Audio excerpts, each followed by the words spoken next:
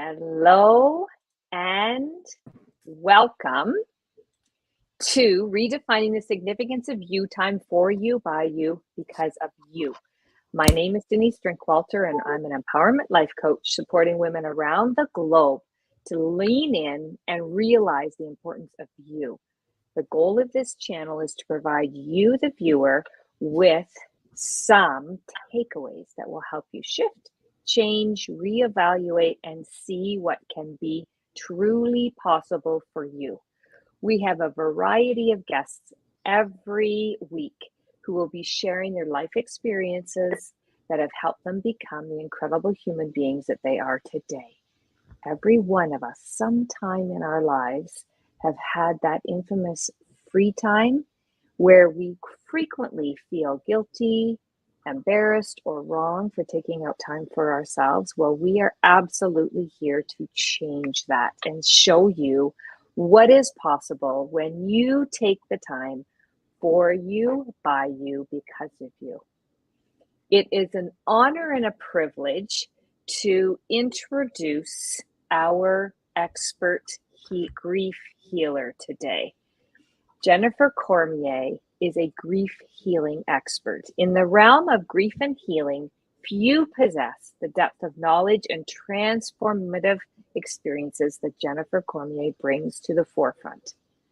For Jennifer, the pivotal moment that ignited her journey towards becoming a revered expert in her field was the profound loss of her beloved father, Jill.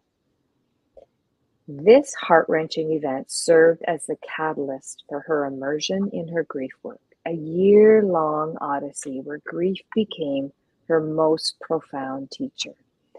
Now, a decade later, Jennifer not only comprehends the profound healing power embedded within grief itself, but she also stands as a beacon of hope and guidance for those navigating their own paths through loss. With over 2 decades of dedicated practice in the field of grief work, Jennifer approaches her craft with a holistic perspective, seamlessly blending somatic healing and creativity into her methodologies. This unique approach has been honed over the years of meticulous study, allowing her to delicately address the complexities of grief with a profound sensitivity and insight. Jennifer's impact reverberates far and wide, touching lives of thousands through her hands-on work, virtual classes, and transformative retreats. She has forged connections and instilled hope in those grappling with the weight of loss. Her brainchild, the Walk Through Grief with Grace podcast, stands as a testament to her dedication, offering a sanctuary for those in search of solace and understanding. Additionally, her virtual year-long healing immersion program and the immersive Reclaiming Joy retreat I'm not sure, how do we say the pyramids in Mexico? How do you pronounce that? It's Teotihuacan. Thank you. Yeah. They are testimonies to her unwavering commitment to guiding women through the intricate journey of healing. In a world marked by profound loss, Jennifer stands as a luminary, illuminating the path towards healing, grace, and the rediscovery of joy.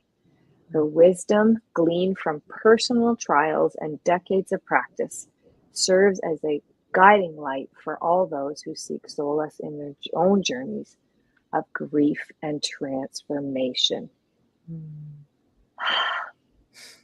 It's such an honor to have you here today. Thank you for being with us. Thank you for that beautiful introduction, Denise. It's really wonderful to have the time to sit with you and speak with you and all of your listeners today. Your father's passing, did it hit you right away? Was it a process? How did that happen? I know I talk to different people who lose loved ones, and it's different for everybody, it seems, but I don't know enough about the journey. So I would love to know more about your journey, and maybe other people listening will go, I'm going to be okay. Yeah. For me, what happened was I was home. I'm originally from New Britain, Connecticut, and I was living in Ashland, Oregon. I had moved out there um, to work at a healing center and teach yoga and Pilates and body work. And I was home for Christmas, and I remember my parents sitting me down at the table and saying, we have some news for you. We need you to sit down. And my dad had just been diagnosed with a stage 4 prostate cancer a couple of weeks before. And that first doctor he spoke to had said, you could, why don't you go buy a lottery ticket? Because you may have 3 months to live, something like that. And it was a total shock. My dad was a marathon runner. He was 57 years old at the time. And it was totally unexpected. So I went back. I packed my life up in 14 days. I got a plane ticket to come back, I think January 14th, and packed 2 black 49.5-pound suitcases, put my whole life into 2 suitcases, and I just couldn't even pack. I had a friend come over and literally put things in the suitcases, and I just was sitting there on the floor with all this piles of paperwork and things I didn't know. And I had a friend say, do you have any passports in there? No. Do you have any important tax information there? No. She said, okay. She just put it all in a box, said, I'll take it to my family's storage unit. And I was like, okay. I think she just trashed it. I haven't seen it in 25 years or something. I think she just took it to a dumpster and trashed it. She's like, is your passport in there? No. Is it? But it was one of those. And I think that people might be able to relate when you get either the news of a death of someone or a terminal illness like that. It felt like I was moving through molasses, and I just couldn't even think straight or function or pack, or, life is requiring you to do things. And it's just like, I can't even function. I just remember not being able to function.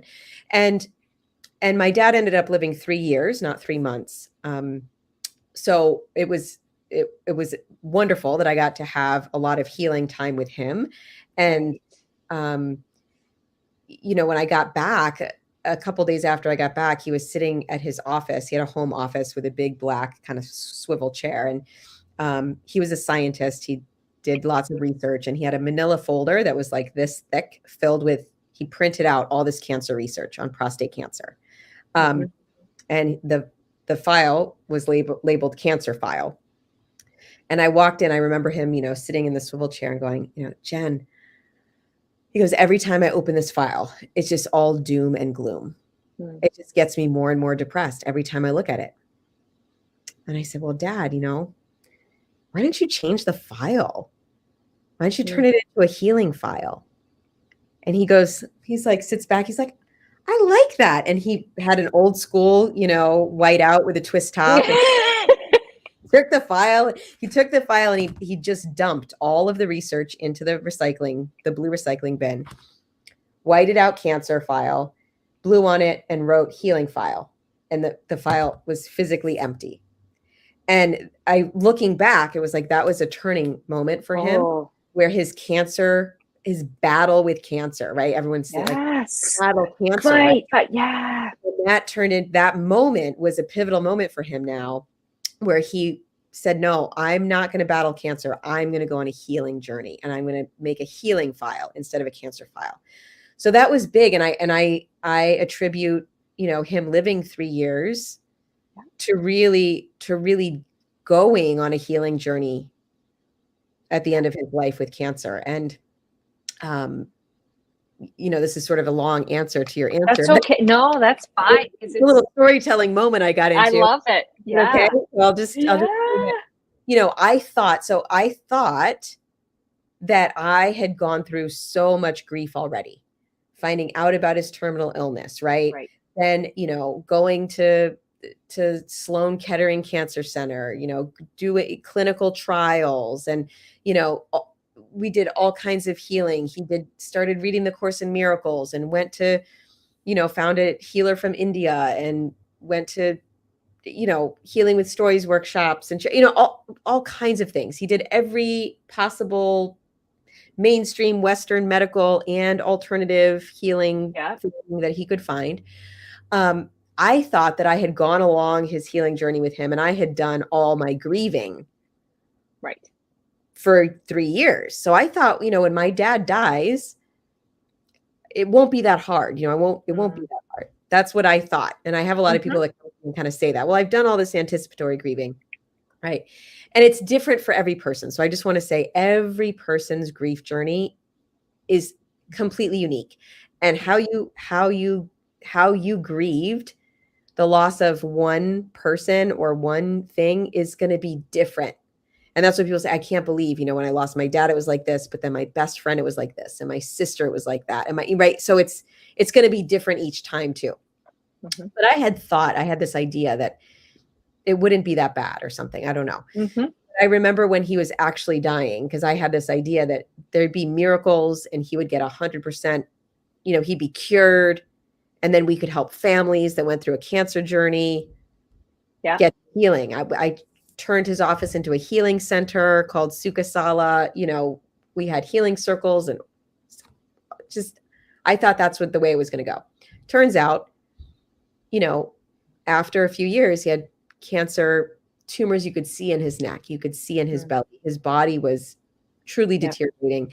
And it took him, it was the last week of his life where he finally said, it was 3 days before he died that he said, okay, I'm done. And tell everyone I love them. Mm-hmm. And he decided he was not going to eat or drink anymore. And he was finished. Right. And my mom said, who do you want me to call? Who do you need me to call? He said, nobody, just tell everyone I love them. And when it hit me that he was really dying, I was completely on the floor, like fetal position, liquid lead. Like I didn't know, I had no knowledge of how to meet grief, how to meet a loss as big as losing my parent. I'd never had a loss that big. There was I was like, if I was Catholic, wouldn't I be doing the rosary? If I was Tibetan, there's a Book of the Dead. If I was Jewish, wouldn't everyone be here? Like there are traditions, right, that tell you how to deal with loss. And I said, I have no idea. So luckily I had a mentor that I called up and I asked, what do I do? I have no idea. And he said, Jen, this is Dr. Lewis, you're going to walk with grief through every season, every cycle, every holiday, every birthday, every milestone, and you're going to let grief be your teacher. You're going to take it by the hand. And at the end of the year, I'll hold a ceremony for you. We'll hold the ceremony. And I didn't know what that meant, but it gave me so much comfort. Yeah. I had a year because everything up to there had been rushed, right? Like with clinical trials. And then when my dad died, we had this many days and we had a memorial. What do you put on the prayer card? What do you, there were all these things to do and everything, right? And then the idea is like, well, then you grieve and then you go back to work and I don't know, 3 days or 6 weeks or, but the fact I had a whole year, I could relax into that. My mom and I said, we're not going to change anything big after, this year. Let's just be and grieve. Yeah. And that was so healing for me. And I really took it to heart. And I was a practitioner of yoga and meditation. And I treated it like a practice. I would set a timer every day. Yeah. And I would say, okay, grief, what do you have for me today? And I had no expectation. I gave myself 100% permission to just be where I was and let grief itself show up. Mm-hmm. And doing that day after day after day, it turned into a practice. It turned into a ritual. It turned into a performance. Not a performance, but it turned into a piece, an art piece that I offered up a few different times. And because of that year, I had all this energy then. At the end of that year, I ended up driving across country. It was a dream I had for 10 years. I decided for sure that I wanted to have a son and told my son's dad that, like, okay, I'm ready to have a kid. I ended up in a 2-year ministerial program, which I had no intention of doing, an earth-based, trans-denominational, no intention of doing that, to hold transitional space for people. My podcast, all my grief work, all of that came out of that year of honoring grief as a teacher and a healer. Mm-hmm. So that is the longer version of the story. I didn't mean to say all of that at once, but that was my story of how, my dad's cancer diagnosis turned into a healing journey for him, turned into a grief journey that really was a healing journey for me. Right. Sorry, I've got a tickle in my throat. Yeah. Gotta mute. Problem. Yeah. So I don't know if anyone can relate to any of that. I know so many people have family members or themselves that have had a diagnosis, different cancer diagnoses. And that can be such a shock and a whole journey in and of itself. And then when we lose someone to death, or, even the loss of a job, retirement, I've had people come to me because they lost their parent, and then they also retired and they felt like they lost their identity, right? So, or their kids leave home and it's like, here I am with the empty nest, and now who am I now that I'm not mothering, right? So even shifts in identity. I just left a community that I was a part of for 4 years, and I left that huge grieving process. Hit me really hard. So I just want to name that too, that grief isn't necessarily the death of a person. We can go through a grieving process that has all kinds of emotions in it after the end of all kinds of things. Yeah. Thank you for that, because I was thinking of the women that I support in the work that I do, and it's around, the adult child, the grown-up children who are distancing themselves or cutting themselves off from their parent connection. There's a lot of grief through that process. Absolutely. Yeah. So much grief. And, so I just want to really be clear about that grief doesn't necessarily, because I think people define grief in a very narrow way. They say grief equals intense sadness after a death, right? And with that definition, it's like very small. But if we open it up, and grief is a process that happens after any loss, and that process can look a lot of different ways, and it can hold all the basket of emotions. Right. Oh, okay. And then we can also, there's some power within our capacity to claim, I'm going to decide that this grief process is going to be my healing journey. Right. Then there's so much transformation that is possible for us in our lives that way. I really love how you frame that, because it shows that you are empowered through the learning journey that you get to take as part of that process of life, right? Our journey of life. Yeah. Right.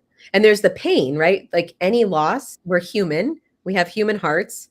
So we lose something. If we loved it, if we were indifferent, then it goes away. We're kind of indifferent. But if we really loved something and we lose it, human, and it's going to be painful. So what I help people do is to mitigate the extra suffering that goes on top of that pain, right? So there's like the pain of loss.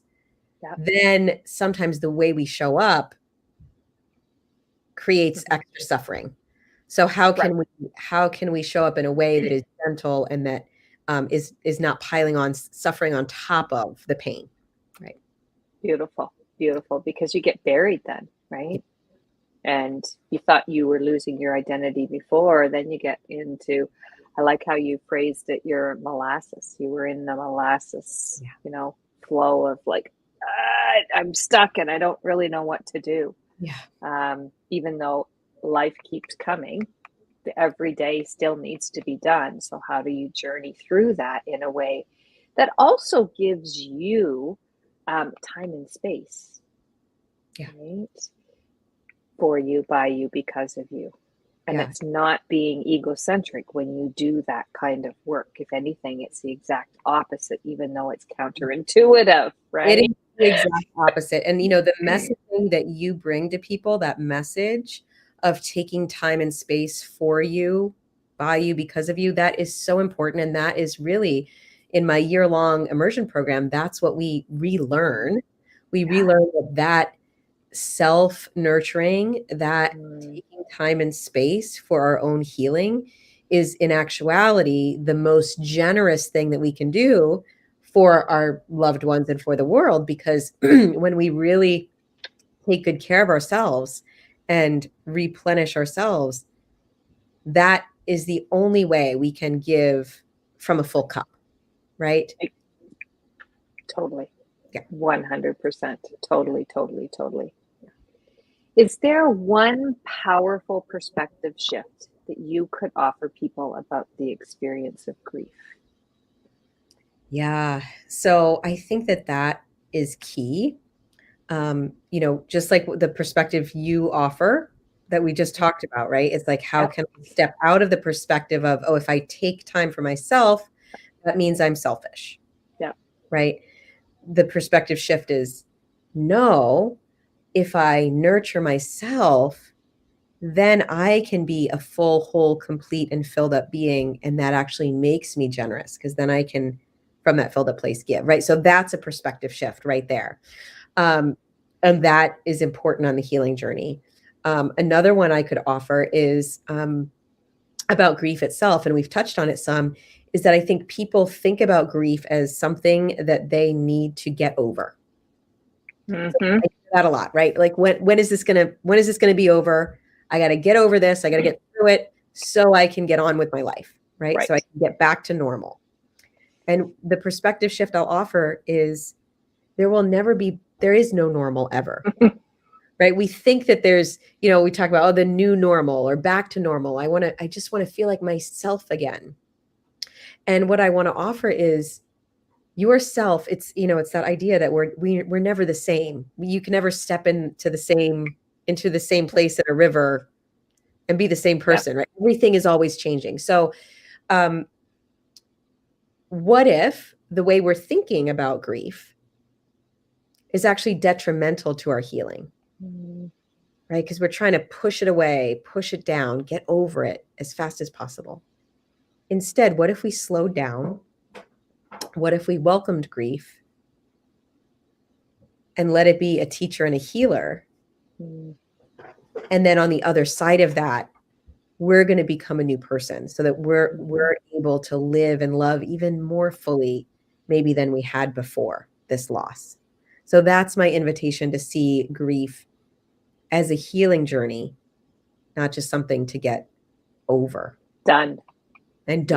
Right? Because for me now, 11 years later, after my dad died, I've been, I took a real serious journey with grief as my teacher and healer and creative collaborator for a year. And a decade later, I can look back and go, oh, wow, if I hadn't done that, I might not have driven cross country. I've driven cross country 3 times now. I might have never become a mother. I would have never had this podcast that I feel like is my legacy. I would not be helping all these people through grief, and all of that, came from the anguish of, why did my dad have to die? Right? Like what? And it took the time and space to do that healing work with grief, to now I've got a new perspective, because 10 years later I can look back and go, oh, okay, look at all the beauty and all the good that's come out of that painful experience, that painful loss. Right. Yeah. And imagine, like you say, if you had have suppressed it and just said, well, I just need to deal with this. I thought I dealt with it. I thought I was good. And then everything raised its head. Well, there's always a purpose and a reason why things happen. I believe very strongly in that kind of a thought process, and it's our opportunity to learn every single day, every single moment that we are being given here on this lifetime, right? So, yeah. Powerful. I just love everything about you, your energy, your calmness, your clarity, your ability to say things that make it so real and relatable. It's not about the fluff. It's about, how are you? What's going on? Where are we at? And what if we do a perspective shift? And that can just be the file. What file are you going to change, right? So thank you for your time, your energy, your gift, your knowledge. Really appreciate. You have a private Facebook community called Grief and Grace. And is that available for anybody to go and check out? Yeah, so I welcome anyone who's listening on your platforms, if they would like to come and join that community. I started that it's a private Facebook group. It's a private Okay. community, and you have to request to join. And I started that in 2020 during the Yeah. COVID times, and we're almost at 1,000 members. We've had people steadily joining and inviting their friends over the years, and people there, some of them are grieving like a major loss that's happened really recently, a few days ago, a few weeks ago. Some people just acknowledge, like me, that wow, I'm grieving losses and I'm celebrating life every single day, every week of my life, right? So that's kind of how I see grief now, is I'm always grieving and celebrating. It's like the moon is full and the moon is new and the tides are here. There, some days I'm going to be grieving, some days I'm going to be celebrating. Sure. Right. So people are going through all different losses in the group, and you're so welcome to come and join and share. It's, I welcome people to post pictures. This is October's our community month, and I welcome anyone to join and invite friends and, share a picture of a beloved one that you might have lost. Right. And share a story. I've got a retreat that I just did that I'm making the recording available for folks. And I do some teaching through the holidays also, because coming up, we've got November and December, usually the sort of Thanksgiving, Christmas, New Year, that time is a really challenging time for people. Many people. Yeah. For sure. Wonderful. Well, thank you again. Really appreciate you having the time to be with us here today. And if you have not yet subscribed to this YouTube channel, go do it, because we have incredible guests every week, just as powerful, just as humble, just as beautiful as Jen. And I don't want you to miss a minute. Have a wonderful rest of your week, and go and check out the show notes, because the link is there to join the Grief and Grace private Facebook group. Thank you again, Jen, for being here, and we will talk again. I know we will. Thanks for having me, Denise. It was such a pleasure. Thank you.